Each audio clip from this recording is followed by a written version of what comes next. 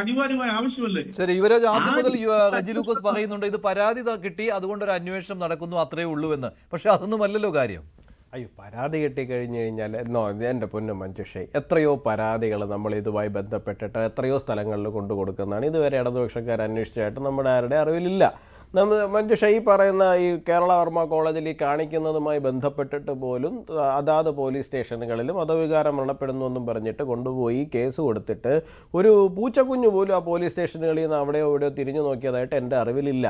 അത് മാത്രമല്ല, ഞാനൊരു കാര്യം ചോദിക്കട്ടെ. ഈ MF ഹുസൈൻ എന്ന് പറയുന്ന നമ്മുടെ വിശ്വവിഖ്യാതനായിട്ടുള്ള ഒരു ആർട്ടിസ്റ്റ്, അദ്ദേഹം സരസ്വതി ദേവിയെ ഉൾപ്പെടെ വളരെ മോശമായിട്ട് ചിത്രീകരിച്ചുകൊണ്ട് അദ്ദേഹം ചിത്രങ്ങൾ വരച്ചു. ആവിഷ്കാര സ്വാതന്ത്ര്യമാണെന്ന് പറഞ്ഞു. എത്രയോ പരാതികൾ ഇവിടുന്ന് പോയി, എത്രയോ വിവാദങ്ങളുണ്ടായി, എത്രയെത്ര ലേഖനങ്ങൾ അതിൻ്റെ പേരിലുണ്ടായി. അദ്ദേഹത്തിന് രാജാരവിവർമ്മയുടെ പേരിൽ പുരസ്കാരം കൊടുക്കുന്നു. അപ്പോഴൊക്കെ ഇവരെന്താ ചെയ്തത്? ആൾക്കാരെ നോക്കി പരിഹസിക്കുകയായിരുന്നു. ഇപ്പോൾ സ്വന്തം നെഞ്ചിനകത്ത് അമ്പ് കൊള്ളുന്നൊരു സാഹചര്യം വന്നപ്പോൾ പെട്ടെന്ന് ആവിഷ്കാര സ്വാതന്ത്ര്യത്തിന് പരിധി വന്നു. പെട്ടെന്ന് തന്നെ വികാരം വ്രണപ്പെടാൻ പാടില്ല എന്നായി. ഞാനൊരു കാര്യം ചോദിക്കട്ടെ. നമ്മുടെ ശബരിമല സമര സമയത്ത് ഇവരുടെ കുണ്ടന്നൂരിലെ MLA ആയിട്ടുള്ള ശ്രീ M സ്വരാജ്, DYFIയുടെ മുൻ പ്രസിഡൻ്റൊക്കെ ആയിരുന്നല്ലോ, അദ്ദേഹം എത്ര മോശമായിട്ടാണ് അയ്യപ്പസ്വാമിയെ കുറിച്ചിട്ട് സംസാരിച്ചത് നിന്നിട്ട്. എത്ര മോശമായിട്ട്, എത്ര ഹീനമായിട്ടാണ് സംസാരിച്ചത്. ഇന്ന് വരെ പിന്നെ അതിനുശേഷം നിയമസഭ കാണാനുള്ള ഒരു യോഗം അദ്ദേഹത്തിനുണ്ടായിട്ടില്ല. ഒരു ടൈമിൽ 2 തവണ തോക്കുന്നു എന്ന് പറയുന്നൊരു റെക്കോർഡ് വരെ അദ്ദേഹത്തിൻ്റെ ഇതിലായി. കാരണം 2021 തോറ്റു. അതിനുശേഷം അതേ നിയമസഭയുടെ കാലഘട്ടത്തിൽ തന്നെ വീണ്ടും മത്സരിച്ച് തോറ്റു. അതും ദയനീയമായി തോറ്റു. സ്വന്തം നാട്ടിൽ തോറ്റു എന്നുള്ളത്. ഒന്ന് സിറ്റിംഗ് സീറ്റിൽ തോറ്റു, അതിനുശേഷം സ്വന്തം നാട്ടിൽ ജനിച്ചു വളർന്ന നാട്ടിൽ പോയി തോറ്റു. അപ്പോൾ ഒരേ ടൈമിൽ 2 തവണ തോക്കുന്നു എന്ന് പറയുന്ന അപൂർവമായ റെക്കോർഡ് വരെ അദ്ദേഹത്തിന് കിട്ടുന്ന തരത്തിലുള്ള സാഹചര്യം ഉണ്ടായി. അപ്പം ഞാൻ പറഞ്ഞു വരുന്നത്, അപ്പോൾ ഇവർക്കാർക്കും വികാരമൊന്നും വ്രണപ്പെട്ടില്ല. എത്ര കമ്മ്യൂണിസ്റ്റ് നേതാക്കൾ വിമർശിച്ചു. ഈ പറയുന്ന ഉഡായിപ്പ് സംഘടനയുടെ ആൾക്കാർക്കൊന്നും അപ്പോൾ വികാരമൊന്നും വ്രണപ്പെട്ടില്ലേ?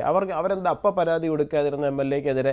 പരാതി കൊടുത്തിരുന്നെങ്കിൽ എന്താകുമായിരുന്നു സ്ഥിതി? ഇതൊക്കെ ആരെങ്കിലും മൈൻഡ് ചെയ്യുമായിരുന്നോ?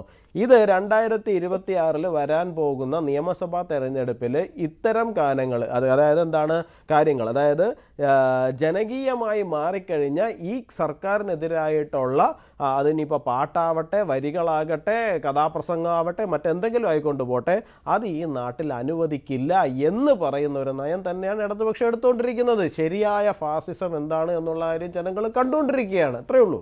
ശരി, അതിൽ VD സതീശിൻ്റെ ഒരു പ്രതികരണം ഇന്ന് വന്നിട്ടുണ്ട്. അതിൽ ഈ ആവിഷ്കാര സ്വാതന്ത്ര്യത്തിനെതിരെയുള്ള കടന്നുകയറ്റം എന്ന് പറയുന്നതിനൊപ്പം തന്നെ തീവ്ര വലതുപക്ഷ നിലപാടാണ് സംസ്ഥാന സർക്കാർ സ്വീകരിച്ചിരിക്കുന്നത് എന്നാണ് സതീശന്റെ ആരോപണം. അതിലേക്ക്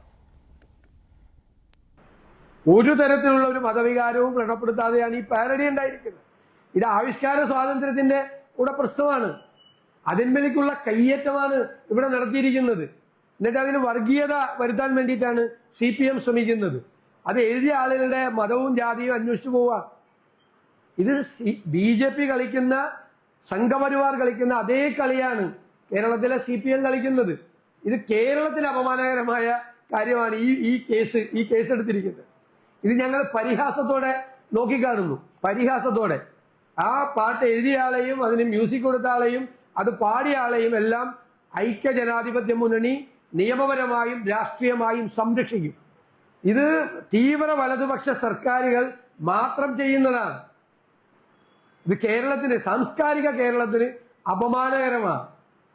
ഞങ്ങളിത് പരിഹാസത്തോടു കൂടിയാണ് ഇതിനെ നോക്കിക്കാണുന്നത്. ഗൗരവത്തോടു കൂടിയല്ല, പരിഹാസത്തോടു കൂടി ഈ കേസെടുത്തതിന് ഞങ്ങളതിനെ നിയമപരമായും രാഷ്ട്രീയമായും നേരിടും.